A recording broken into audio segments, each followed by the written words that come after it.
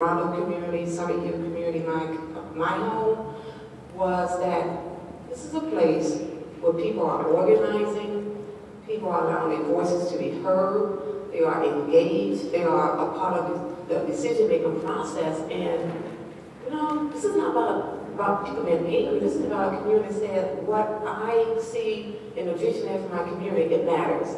And I should be involved. I should be at the table. I should be a part of helping making those decisions. And for me, it was like, this is where I want to live.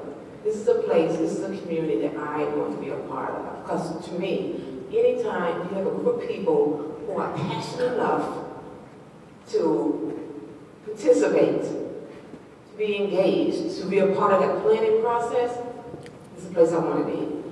And so, in around 2005, I had an opportunity to buy a home in Summit Hill, the Rondo community. And it really allowed me, it was like one of those aha moments for me. Where I said, wow, this is a place I'm going to, you know, live. I'm going to allow my grandkids to be raised in this community, my great-grandkids, you know, if I'm so blessed to live in this community. So I really need to become even more connected with what this community is about. And I just decided to get really involved in community organizations, to get to know my city council members, my county members. And it was in 2005 when I bought my home that, and I really decided that I wanted to become more involved and educated in what that meant and what that looked like. So I began taking public policy classes. The more I learned from those public policy classes, the more I became connected to other people in the community, the more I began to say, wow, this is not right.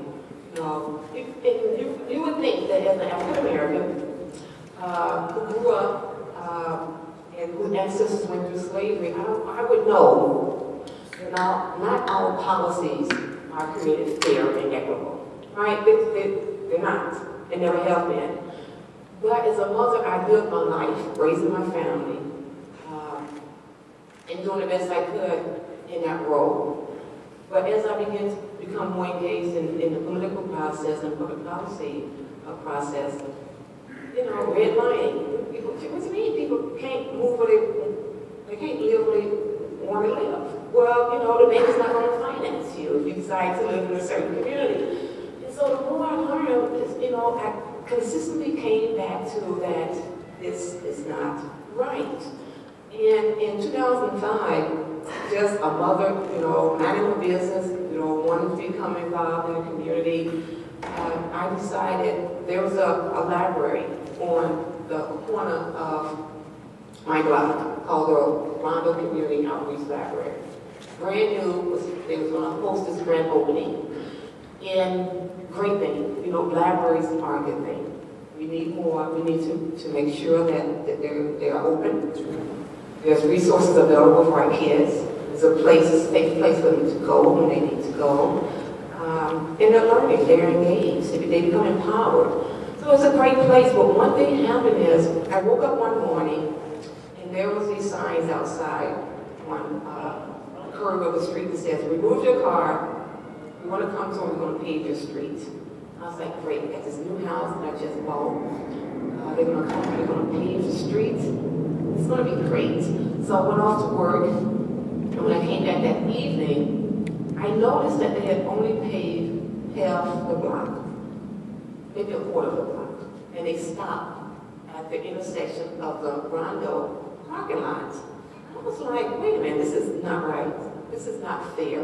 We are one street, not a quarter of a street, not half of a street. And if you're going to pave the street, you can't make half the street look nice and the other half of the block look even worse now. And so I decided to go to work the next day. I typed up a petition.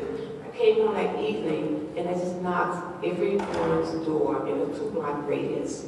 And that everyone to sign that petition. And I sent that petition to my city council member, who in turn turned that petition over to the engineer of streets and sanitation.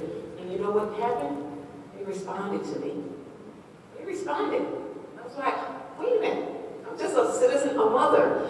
And they responded to me and explained to me what happened and what they were going to do to ensure that a whole street would be paved. And for me, that was another one of those aha moments where I thought, gosh, maybe I have a little power. Maybe I can make a difference. Maybe what I've seen happen for a community of people over years really matters. That you really have a voice. And what you think and what you say really do matter. And so I just went from there and just started, whatever I can do and learn and connect to, I did it. I did it. And in 2010, when my state representative decided to not run, there was an opportunity. It was an open seat. By that time, I had built some really good relationships with people in my community, in my district, an array of diverse individuals. I believe everything is about relationships. They are important, build them. And I ran a race that was really, really hard. And it was really a grassroots effort. I truly believe in people power, that you have more power than you know you have. Sometimes you give it away, but you really do have it. And even with the odds against me, with many of the leaders and elected officials who were not supporting me, but I had the power of a community of people who believe that we should have a strong educational system, where all our kids should be successful, where all our kids have the tools, the equipment that they need so that they can be the best that they can be. I believe that safety is just not about having more police on the street, but making sure that we have our libraries, that they're there, that our parks and recs are open, that we have jobs, and that we are creating opportunities for people in our community. That is, to me, is what public safety is about. But it is also about partnering with our police force, and I believe in partnering. And that, we have a huge amount of people who are unemployed, and because they are unemployed, you know what? They don't have health care. It's not affordable, it's not accessible, and no kids should ever go without health care. It's happening. And so I ran on that, and there's so many people who are in a place to believe that also.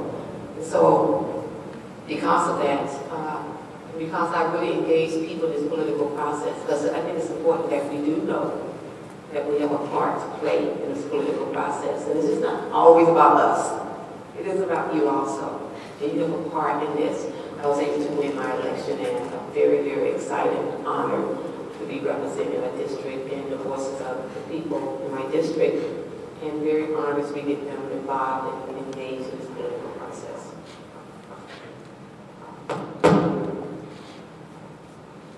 Good to see all of you tonight.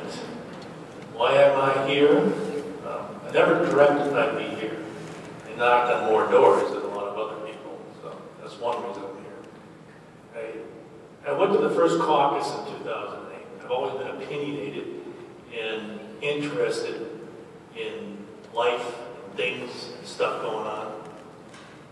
So that desire finally brought me to caucus in 2008. And some of you, any of you been to caucus? Okay, so you go to caucus, and if you blink your eyes, you volunteer for something. They just say people come there and they're a little worried about getting involved, so if you scratch your nose, you're all of a sudden a precinct chair.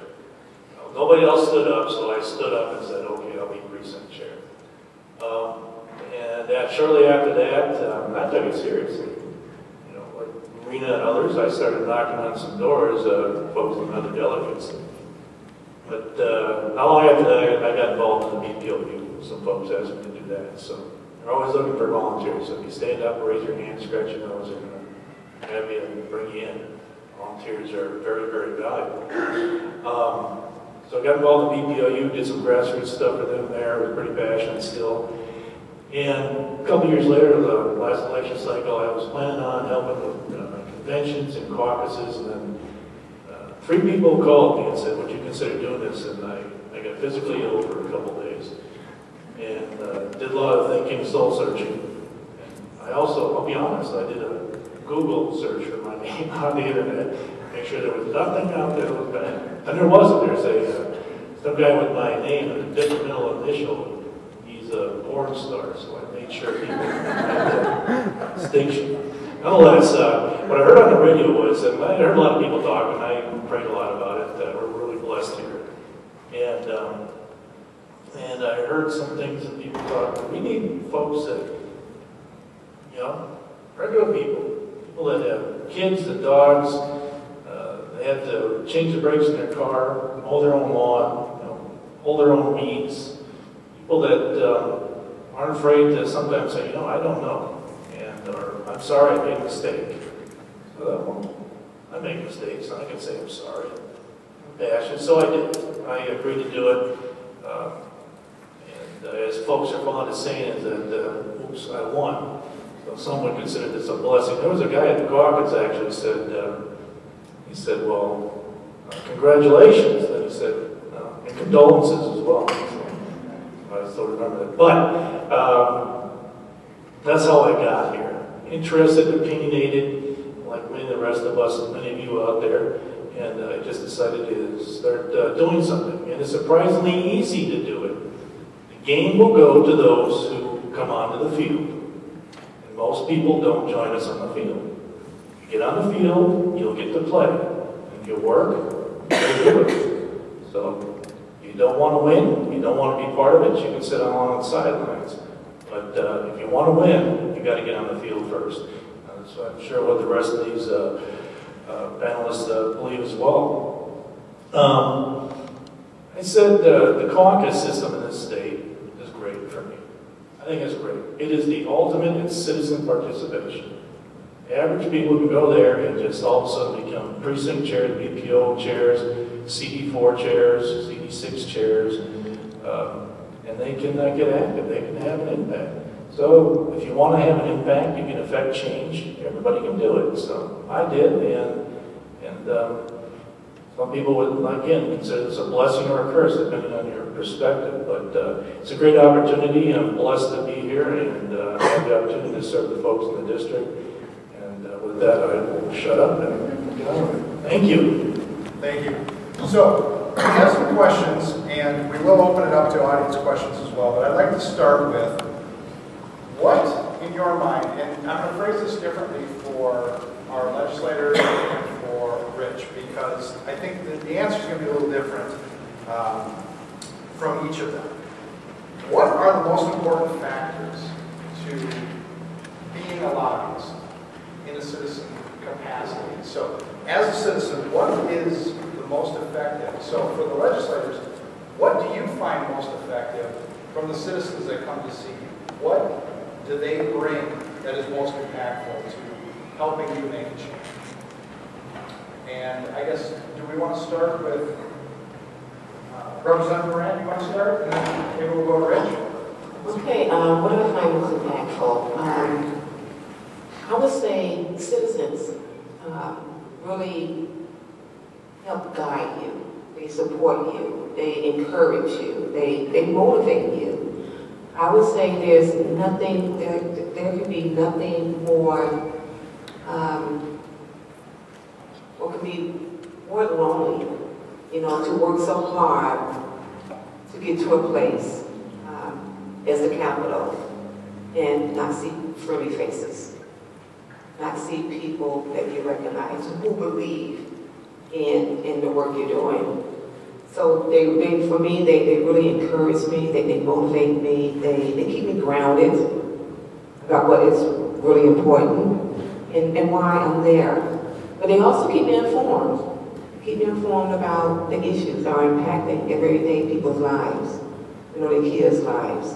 And it's just a reminder for me as to why I'm there.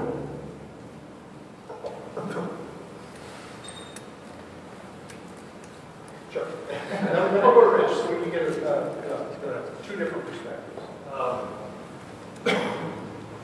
If a citizen lobbyist comes up, actors, I tell people that all you need is an idea on a little slip of paper or a napkin, and you can start legislation.